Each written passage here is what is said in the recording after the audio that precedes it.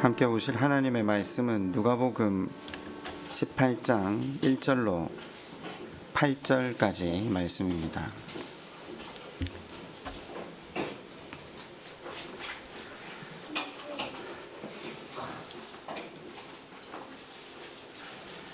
누가복음 18장 1절로 8절 말씀을 교독하도록 하겠습니다. 예수께서 그들에게 항상 기도하고 낙심하지 말아야 할 것을 비유로 말씀하여 이르시되 어떤 도시에 하나님을 두려워 그 도시에 한 과부가 있어 자주 그에게 가서 내 원수에 대한 나의 원한을 풀어주소서 하되 하나도 듣지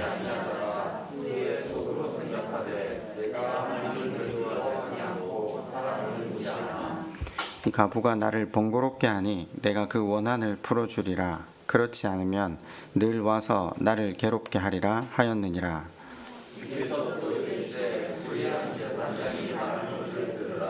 하물며 하나님께서 그 밤낮 부르짖는 택하신 자들의 원한을 풀어주지 아니하겠느냐. 그들에게 오래 참으시겠느냐. 내가 너희에게 이르노니 속히 그 원한을 풀어주시리라. 그러나 인자가 올 때에 세상에서 믿음을 보겠느냐 하시니라. 아멘.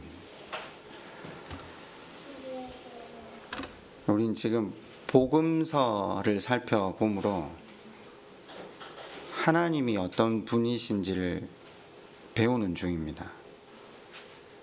왜 하나님이 어떤 분이신지를 배우고 있냐면요, 요한복음에서 말하듯 구원은, 영생은 하나님을 아는 것이라고 했거든요. 한동안 이 하나님을 아는 것이 왜 영생인지 말씀을 통해 계속 살펴보고자 합니다. 지난 시간 우리는 기도는 하나님과 더 깊은 관계로 나아가는 수단이라고 상고해 보았습니다. 여러분은 기도를 어떻게 사용하고 계신지요? 우리가 누구랑 대화를 이어가면 그 사람과 관계가 깊어지고 친밀해지고 나아가서 닮아가기까지 않습니까? 기도란 하나님께서 우리에게 이 신앙의 도구로 주신 이 기도는 하나님 그분과 친밀함으로 나아가는 도구가 된다고 했습니다. 특별히 주기도문은 하나님께서 우리에게 주시고자 하는 가장 큰 복인 하나님 나라 구원을 이미 주셨지만 아직 이루어지지 않은 이 구원을 이루어가는 가장 중심에 서 있는 수단으로서 주기도문이 설명되고 있습니다. 하나님 나라를 이루는 가장 중요한 수단으로서 주기도문이 주어지고 있다니까요. 그러면 아까 제가 서두에 영생은 어떻게 하면 주어진다고요? 요한복음이 말하듯 영생은 하나님을 아는 것, 그가 보내신 그 아들을 믿는 것. 기도는 바로 그 하나님을 아는 통로가 됩니다. 그래서 기도는 우리로 하나님 나라를 누리게 하는 수단이 된다는 거죠. 네, 우리의 필요를 채우는 통로고 수단이기도 합니다. 그것 자체가 잘못되었다는 것이 아니라 본질적인 기도의 목적이 거기에만 국한되지 않는다는 겁니다. 그래서 성경에 나오는 기도의 비유들의 핵심은 실은 내가 끈질기게 구하고 내가 치성을 쌓으면 하나님께서 내 소원을 응답하실 것이다, 그런 가르침이 아니라고 했습니다. 두드리면 열리고 찾으면 찾고 끈질기게 하나님 팔 꺾고 하나님을 조르고 밥 안 먹고 걸기 대회를 하면 하나님께서 들어주시고야 만다? 아니요. 지금 기도의 비유가 나올 때마다 여러분이 머릿속에 제일 먼저 떠올리셔야 될 것이 무엇이냐면요, 탕부 하나님을 떠올리시면 맞습니다. 성경의 주인공이 누구라고요? 하나님이시라고요. 이게 잘 이해가 안 되시죠? 이해는 된 것 같은데 이해가 안 되실 겁니다. 제가 이번 주 제자반의 숙제로 달란트 비유의 핵심이 뭔가를 숙제를 드렸거든요. 달란트 비유의 핵심이 뭐죠?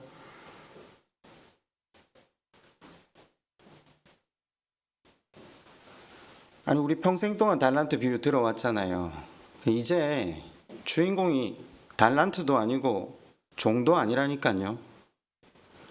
구약만 그렇게 읽어야 되는 게 아니라 신약도 동일하게 사람이 주인공이 아니라 하나님이 주인공이시라니까요.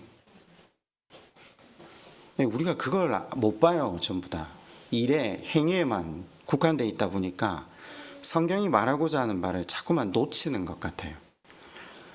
탕부 하나님 아버지는 흔쾌히 모든 것을 허락하신다.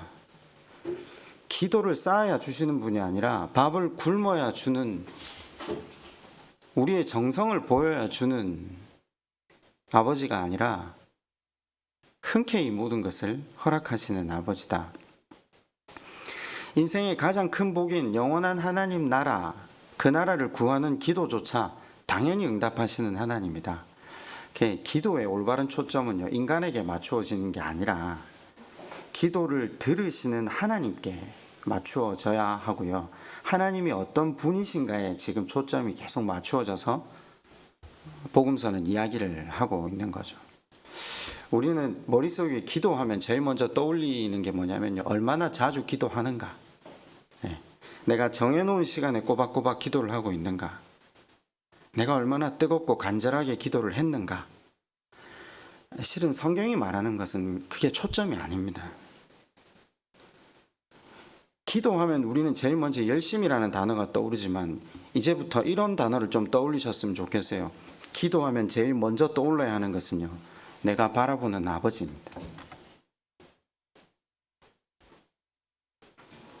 저희 집 아이들이 아직 어린데, 저희 집 아이들이 이렇게 6학년, 4학년, 1학년이다 보니까 셋 다 부모를 대하는 태도가 달라요.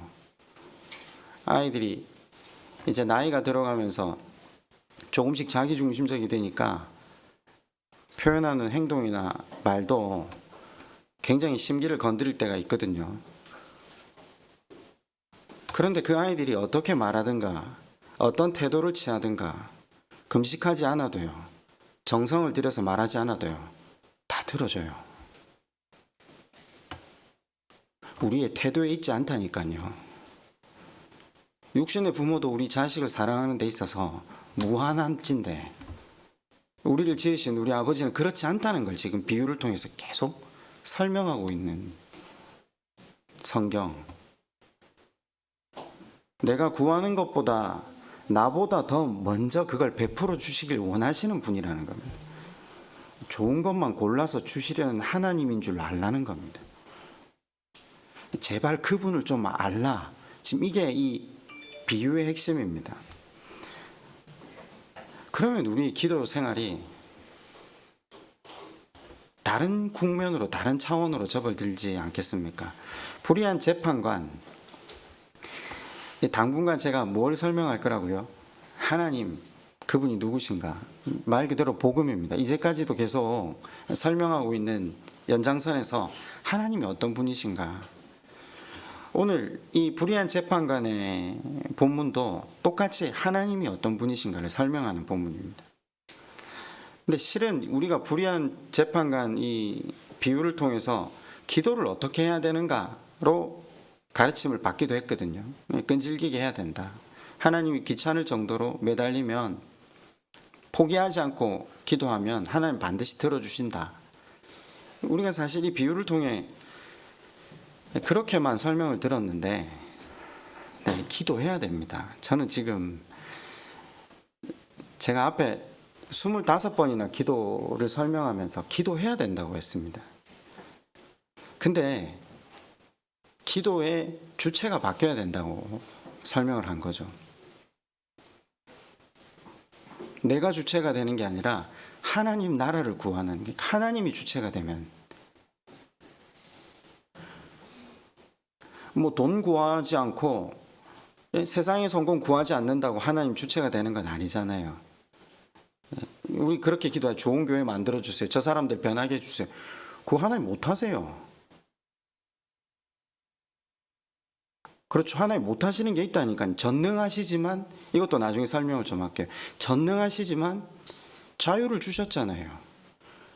강제로 안 하신다니까요. 그런 기도 말고요. 그럼 뭐 어떤 기도를 해야 됩니까? 하나님 주체가 되 하나님을 안다면 내가 그 사랑을 깨닫고 내가 더 이상 돈이나 성공이나 세상을 의지하지 않고 하나님을 의지하게 해주십시오. 차라리 이 기도가 훨씬 성경적인 기도가 되겠죠. 그럼 하나님께서 어떻게 하신다고요? 우리 지난주에 배웠죠. 성령을 보내시겠다. 예.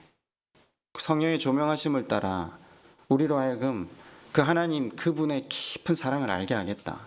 반대급부로 죄인됨을 말씀을 통해 깨닫게 하시겠다.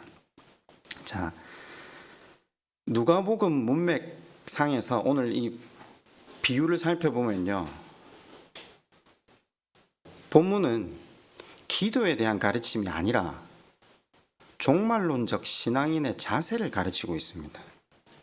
본문은 기도를 어떻게 해라는 이야기가 아닙니다. 이제 계속 국어를 하자고 저는 이야기합니다.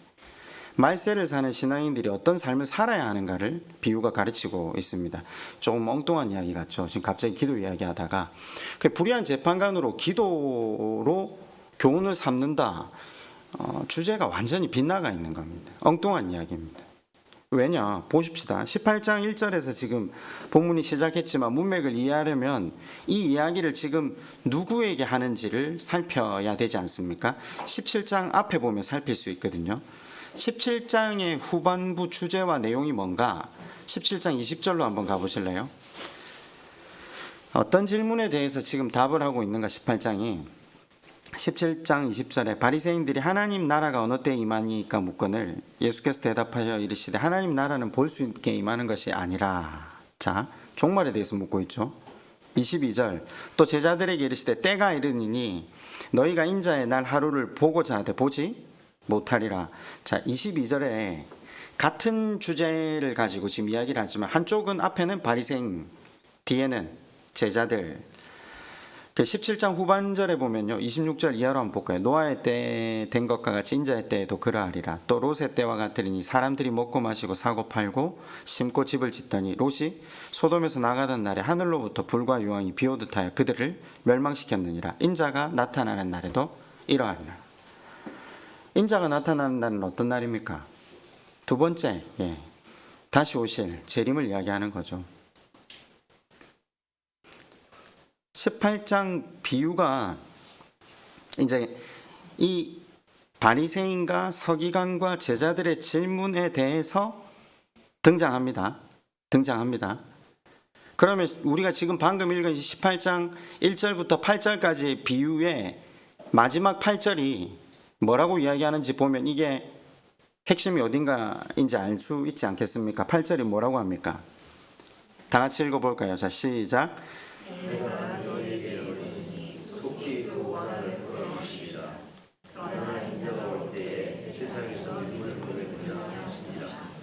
지금 어떤 표현이 다시 나오죠?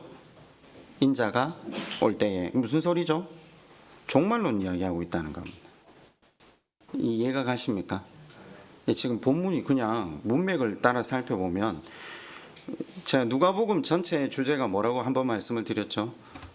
복음서 주제가 뭐죠? 구원받는 방법. 간단합니다. 누가복음 좀 이제 잃어버린 자 주제가 명확해지긴 하는데 구원받는 방법에 대해서 이야기합니다. 그 중에서도 지금 특별히 이 뒷부분에서는 종말론, 주님의 재림을 준비하는 말세를 사는 신앙인들의 삶은 이래야 한다. 그러면서 지금 불의한 재판관을 이야기하는 겁니다.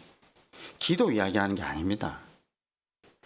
왜 이 비유를 끈질기게 기도하러 갈 수 있는지 그건 제가 볼 때는 국어 실력이 모자라기 때문입니다.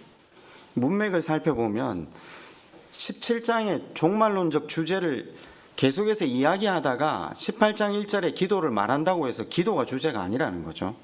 그러면 본문을 읽어봅시다. 본문도 과연 기도가 주제가 아니고 종말론이 주제인지 18장 1절 이렇게 시작하죠. 예수께서 그들에게 항상 기도하고 낙심하지 말아야 할 것을 비유로 말씀하여 이르시되. 자, 허다한 무리 바리새인들 제자들에게 이 비유를 들려주시는 이유가 뭐죠? 항상 기도하고 낙심하지 말아야 할 것을 비유로 말씀하여. 그럼 제자들이 지금 이 이야기를 듣고 나서 제자들이 한 적용은 뭐겠습니까? 쉬지 말고 기도하자겠습니까? 낙심하지 말자겠습니까? 아니 지금 국어잖아요. 기도를 해야 되는 이유가 뭐죠 여기서? 낙심하지 말라고 하는 거죠. 비타민 먹고 건강해. 밥 잘 먹고 건강해. 비타민 먹는 게 주어가 아니죠. 밥 잘 먹는 게 주어가 아니죠. 본문에 지금 주어가 뭐죠? 낙심하지 말아야 된다라는 거. 그럼 제자들이 왜 낙심했을까요? 이제 그냥 기도는 좀 접어두고요. 아예 접어둡시다. 주제가 종말론이라는 걸 일단 깨달았으니까 왜 낙심하냐는 거죠. 얼마 오면 주님이 올라가시잖아요. 주님만 아시잖아요. 근데 다시 오실 것도 주님만 아시거든요. 주님이 약속을 주시고 승천하신 다음에 제자들이 이 믿음을 지키고 살아가는 것이 얼마나 어려운지 주님이 아시잖아요. 그리고 이 사람들은 또 때와 기한을 잘못 해석하잖아요. 물론 오늘날도 때와 기한을 잘못 해석하는 사람들이 얼마나 많습니까? 종말론 누가 나는 언제 주님 재림하신다는 걸 들었다 해가지고 아니 예수님도 모르신다고 했는데 예수님보다 더 높으신 분들이 간혹 나오잖아요. 그래서 학교도 안 가고 직장도 그만두고 집에서 나와서 교회로 들어오는 사람들이 있잖아요. 성경은 그런 종말론을 단 한 번도 가리킨 적이 없습니다. 그렇게 무지하게 종말론을 바르게 살지 못할 사람들을 위해서 또 말씀을 붙들고 걸어가지만 믿음으로 살기가 어려운 사람들을 위해서. 그러니까 그렇잖아요. 하나님의 법을 붙들고 하나님의 가치관과 하나님을 기준으로 세상을 살아가는데 1년은 살겠는데 이게 횟수가 길어지는 거죠. 5년, 10년. 당연히 영적으로 침체가 되는 거예요. 초대 교회 교인들도 주님이 올라가셨다가 다시 금세 오실 줄 알았어요. 근데 시간이 흘러도 안 오시는 거예요. 초대 교인들에게 가장 고통스러웠던 것이 무엇이냐면요, 사회적 신분과 세상에서 당하는 박해와 핍박에 대한 것이었어요.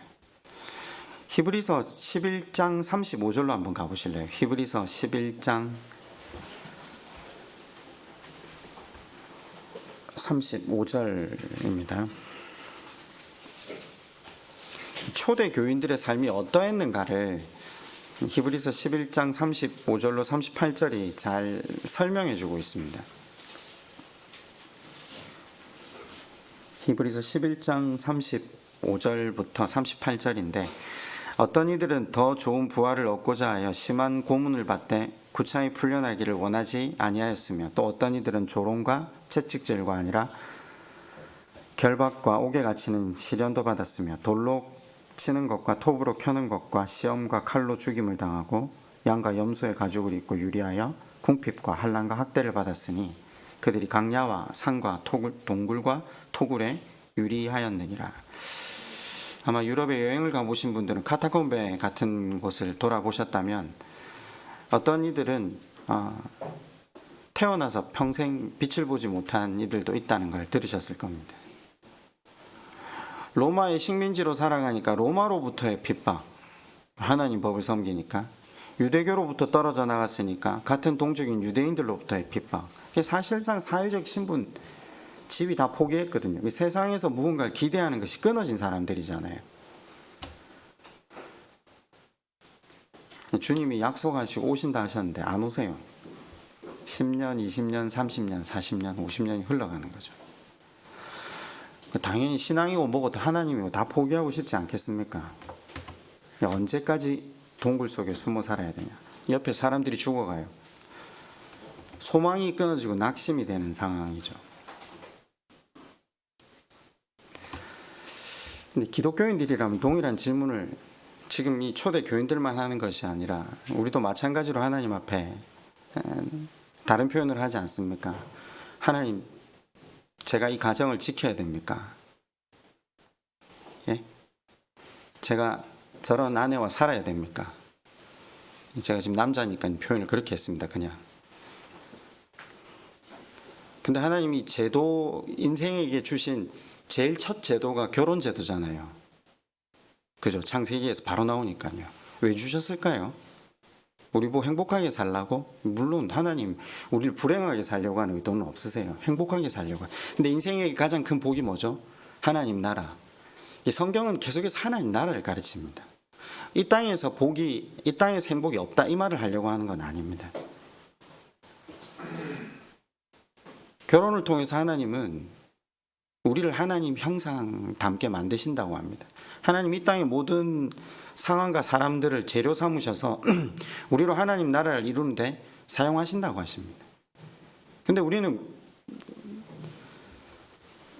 초대 교인들이 톱에 켜고 돌에 맞고 환난을 당하고 평생 동굴에 산 것 같은 상황처럼, 제가 이 결혼을 예를 아침에 들어 죄송한데 그냥 제일 쉽게 예로 들 수 있는 게 결혼인 것 같습니다. 동의해 주시지 않는 분들이 많으면 참 행복할 텐데, 예. 그렇지 않습니까? 결혼뿐만 아니라 여러 가지 상황들이 있지 않습니까? 우리 삶 가운데. 내가 예수만 안 믿었으면 이 상황 안 견디고 있을.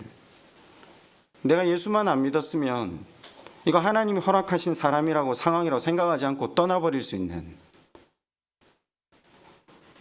똑같습니다. 그런 상황 속을 살아가는 사람들에게 주님이 불의한 재판관의 비유를 이야기하는 겁니다. 이해가 가세요? 지금 기도 이야기를 하는 게 아니라니까요. 뭘 이야기하는 거죠? 아니 그렇잖아요. 지금 주님 오신다 해서 로마 황제 숭배하라는 명 거절하고 세상의 성공이나 돈 그거 거절하고 주님 붙들고 살기를 시작했는데 주님 오시질 않아요. 마음이 답답하면서 원망이 일어나는 거죠. 세상 법 안 지키니까, 아니 세상에서 하나님 법 지키고 사니까 세상으로부터 이 뭐 그냥 호구예요. 그리고 미움과 핍박이 더해져가고 세상과 타협하면 어떻게 살기라도 하겠는데 하나님 나라를 기대하다 보니까 이게 어려운 거죠. 그래서 주님께서 그걸 미리 바라보시면서 불의한 재판관의 비유, 너희들이 곧 이런 상황을 당할 것이다. 자, 비유의 내용이 뭐죠? 등장인물은 과부, 또 그녀에게 해를 끼친 사람 원수, 송사하는 사람 재판관, 그죠? 과부는 당시에 약한 사람의 전형, 그죠? 근데 송사하는 사람은 그 과부를 괴롭히는 사람은 원수, 사단 이렇게 표현을 하기도 하거든요. 재판관은요, 신분에 관계없이 모든 사람을 법의 잣대로 판단해 줄 수 있는 사람. 자, 결국 여기서 본문에서 과부는요, 재림을 기다리며 세상과 타협하지 않고 살아가기를 애쓰기에 억울한 일을 당하고 마음의 원한을 품고 살아가는 그리스도인들을 이야기합니다. 힘없는, 세상이 누르면 눌려야 되는 사람, 핍박당하면 핍박당해야 되는 사람. 얼마나 힘이 없는지 평생을 동굴에 숨어 살았잖아요. 근데 그 반대편에 공중권세 잡은 자들, 송사, 과부를 괴롭히는 인간들, 원수는 사단마귀죠. 그렇게 표현하고 맨 마지막 재판관 누구를 표현합니까? 하나님이죠. 하나님. 자, 이제 조심해야 될 게 있는데 이 비유에 등장하는 재판장은 불의하잖아요. 근데 하나님 불의하실 수 있느냐? 이건 그냥 문학이에요. 문학. 하나님 반대급부의 예를 드시는 거예요.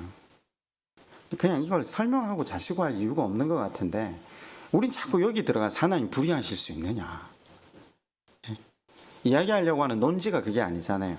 반대급부로 예를 드는 거죠. 얼마나 다른가가 초점이에요.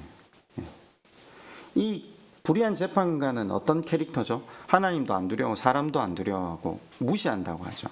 과부가 탄원을 아무리 해도 처음에 들은 척을 안 하잖아요. 근데 이 사람이 오늘 읽으신 18장 5절에 보면 이 사람이 속으로 하는 생각이 나옵니다. 이 사람의 사람됨을 보여주는 거죠. 과부가 나를 번거롭게 하니 내가 그 원한을 풀어주리라. 그렇지 않으면 늘 와서 나를 괴롭게 하리라 하였느니라. 하나님도 두렵지 않고 사람도 무시하는데 번거롭게 하는 게 귀찮아서 이 과부의 원수를 갚아준 사람, 사람을 배려하거나 하나님을 존중해서가 아니라 철저히 자기중심적이고 이기적인 사람, 불의함의 끝판왕이 재판장의 캐릭터입니다. 자, 그런데 7절이 어떻게 시작하죠? 하물며 이게 7절이 주절입니다. 하물며 하나님께서 그 밤낮 부르짖는 택하신 자들의 원한을 풀어주지 아니하시겠느냐, 그들에게 오래 참으시겠느냐. 하물며는 언제 나오죠? 국어에서 극단적 대조, 이쪽과 저쪽이 비교가 안 되는 상황. 불의한 재판관은 철저하게 자기 괴로울까봐 이기적인 이유에서 과부의 원한을 풀어줬다. 하물며 하나님은 그냥 원한을 풀어주지 않겠니? 지금 이야기입니다.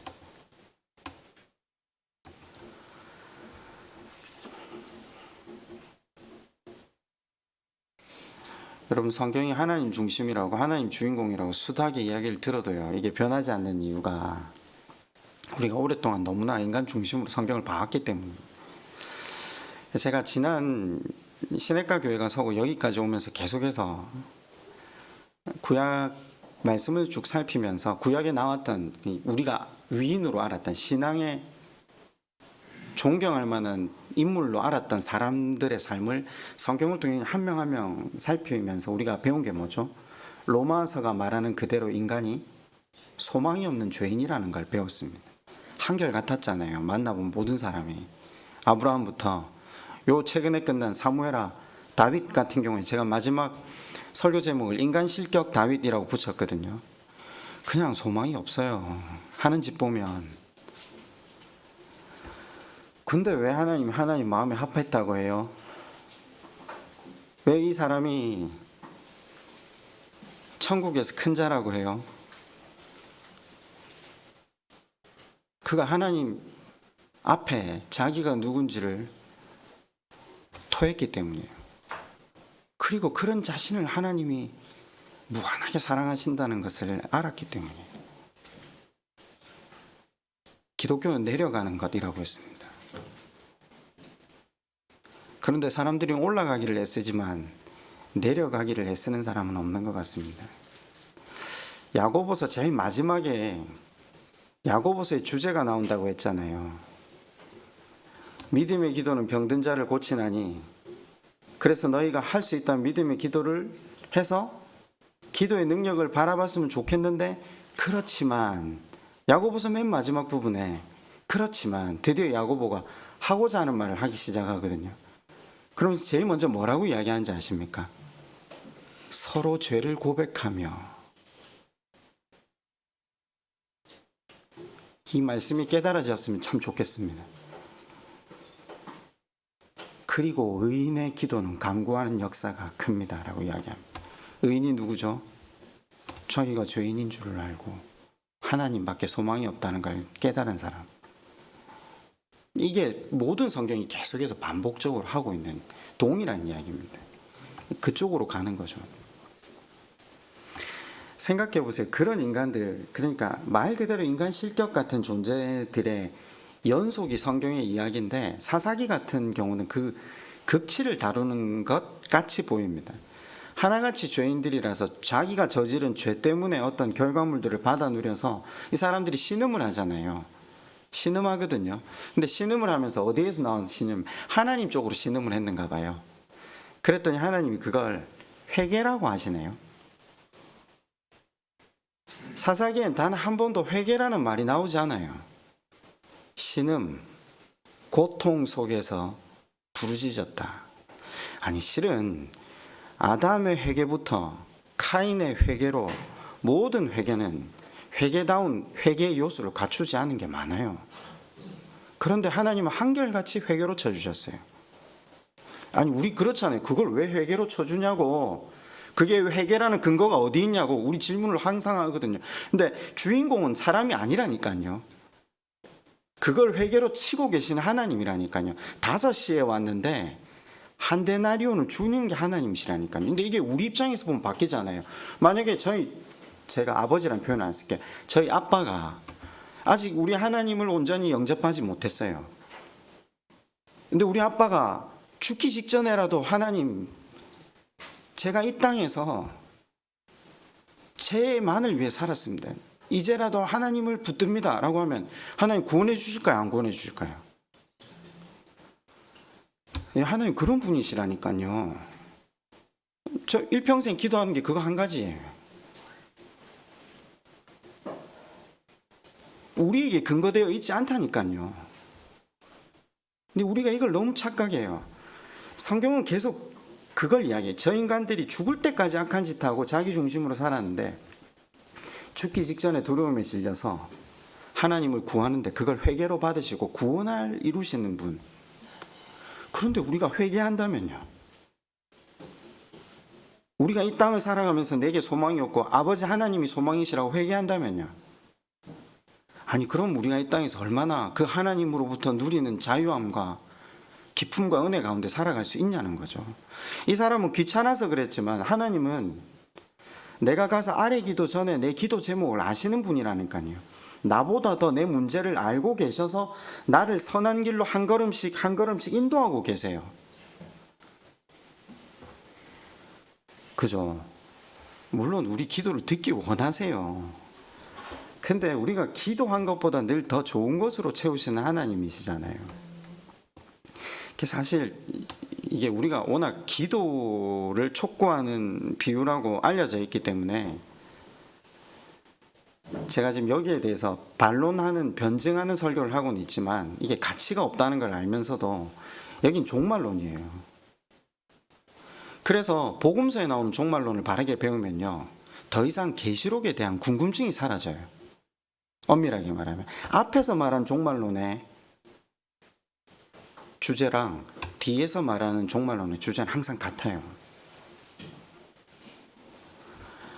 사랑하는 자녀들을 위해서 하나님은 좋은 것으로 허락하신다는 거예요. 강조되는 게 뭐죠? 신실하신 하나님은 불의한 재판장과 다르다는 겁니다. 이 사람은 철저하게 자기중심적이지만 하나님은 우리를 늘 배려하시고 우리를 위해 자기를 희생하는 분이라는 거죠. 누가복음의 성도들의 질문이죠. 주께서 언제 재림하실까? 그때 주님이 하신 말씀을 지금 다시 소환하는 거죠. 예수님께서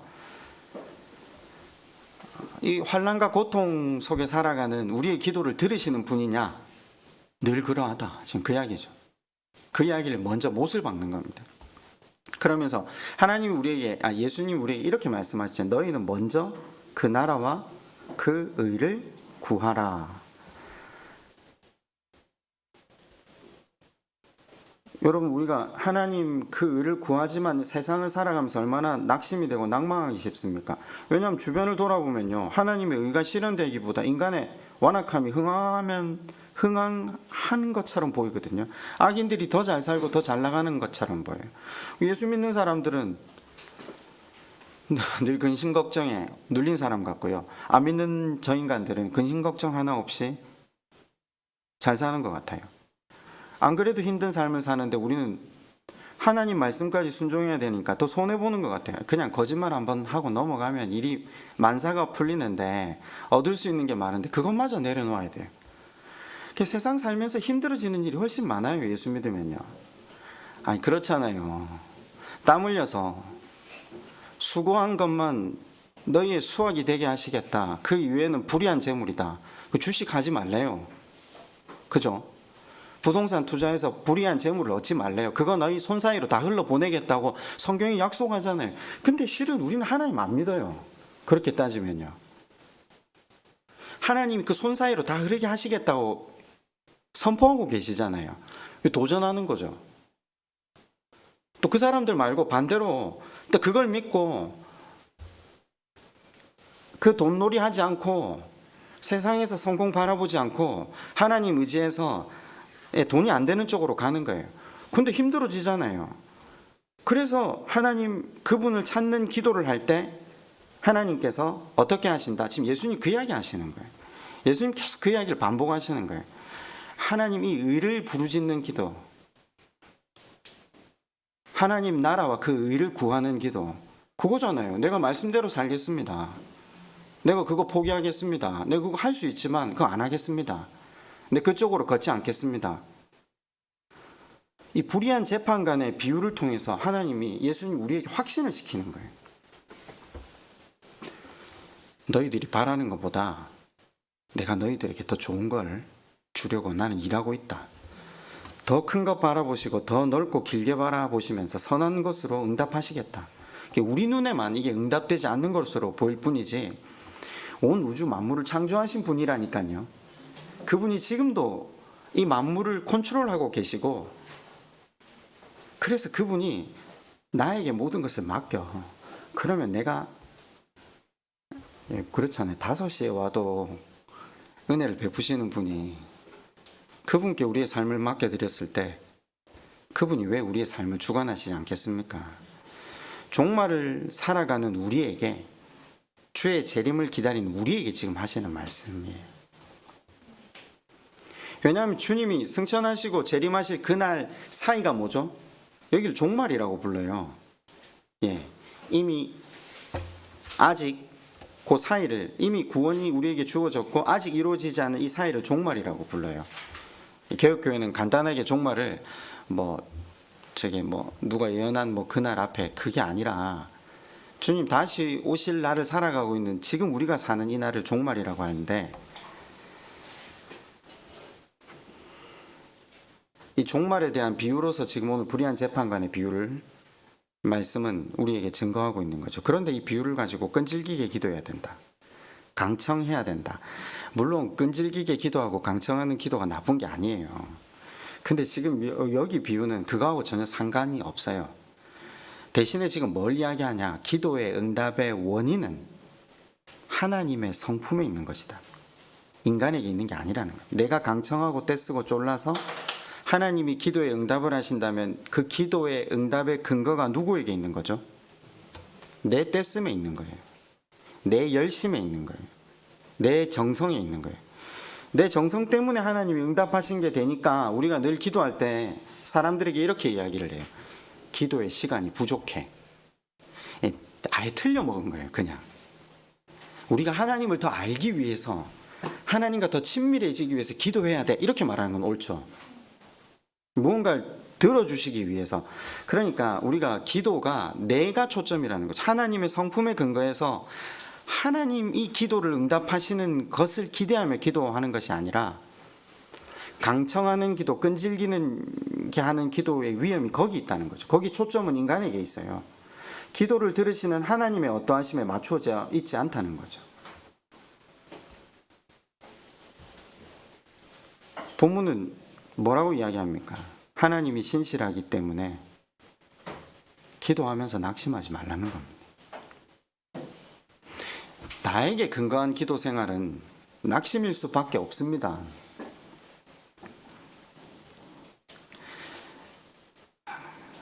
꼭 기억해 주십시오. 나에게 근거한 신앙생활은 결론이 낙심입니다. 왜 사람들이 신앙생활이 어렵다고 이야기를 합니까? 나에게 근거가 있기 때문입니다. 우리 신앙은 사람을 바라보는 신앙이 아니라 하나님을 바라보는 신앙. 그래서 늘 바라보자라고 이야기하지 않습니까? 나에게 근거한 신앙은 소망이 없습니다. 그러니까 신앙이 어렵다라고 생각하시는 분들은 그 근거가 어디에 있는가를 살펴보셔야 됩니다. 아니, 우리 하나님은 5시에 와도 구원을 베푸신다는데, 그렇잖아요. 하나님의 신실하신 성품에 근거하는 신앙생활이라면 그 신앙생활이 어디까지 이어지겠습니까? 결국은 감사, 자유, 기쁨으로 이어질 수밖에 없습니다. 하나님의 신실하신 성품에 근거한 기도 생활이라면 어디로 이어지겠습니까? 자유, 기쁨, 감사로 이어질 수밖에 없습니다. 하나님 반드시 내게 좋은 것만 허락하시거든요. 본문은 다시 말씀드릴게요. 하나님도 사람도 존중하지 않는 재판관이라도 과부의 원수를 갚아주는데 하물며 하나님은 더욱 그러하신다. 재림이 지체되는 이 상황을 살아가는 우리 또한 마찬가지죠. 세상은 우리한테 지금 뭘 요구하죠? 세상의 기준과 가치관을 중심으로 살아가라 라고 이야기합니다. 그래야 살 수 있다고 합니다. 그 세상의 가치는 뭐죠? 돈, 학위, 외모, 건강, 성공 뭐 이런 것들 아닙니까? 니네들이 그거 많이 확보하고 붙잡아야 이 땅을 편안하고 안정되게 지낼 수 있다 라고 세상은 그것이 다인 것처럼 우리한테 이야기를 합니다. 여러분, 오늘 말씀이 우리 귀 가운데 들리기를 축원합니다. 예수를 믿는 우리들에게 진정으로 필요한 것은 하나님이 어떠한 분이신지를 제대로 깊고 바르게 알라는 겁니다. 하나님을 깊이 사귀면요, 하나님만 붙들고 있으면 된다는 겁니다. 말씀을 맺겠습니다.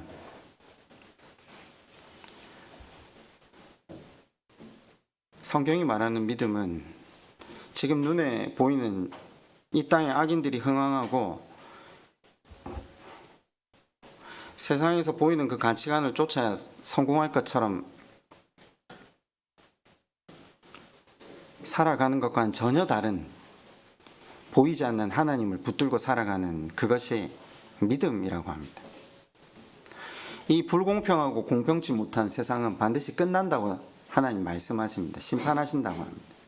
그리고 곧이어 하나님의 나라가 도래할 것이라고 하나님 우리에게 선포하시고 계십니다.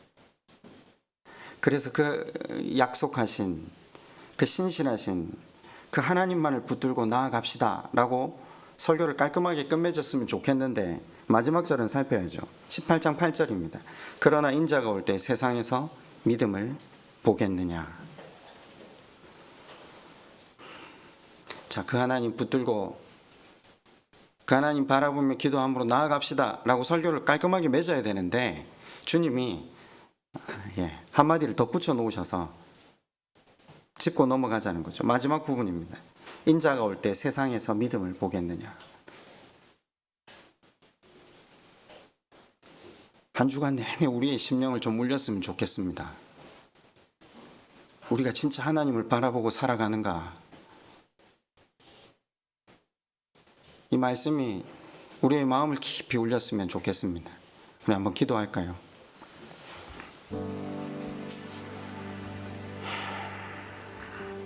내가 기도를 열심히 해서 내가 신앙생활을 열심히 해서 낙심하지 않고 하나님의 사람으로 바로 세워져 가는 게 아닙니다. 하나님의 신실하심 덕분에, 하나님의 은혜 덕분에 우리가 이 땅에 신앙생활을 하고 있고 신앙인으로 자라가고 이 땅에서 승리할 겁니다. 근데 주님이 이 땅에서 오실 때 믿음을 보겠느냐 말씀하셨는데 우리가 그날 주님 앞에 주님, 제가 주님을 믿고 주님의 말씀을 따라 살기를 애썼습니다 라고 고백할 수 있는 우리가 되도록 인도해 달라고 우리 시간 그렇게 한번 하나님 앞에 함께 기도합시다. 아버지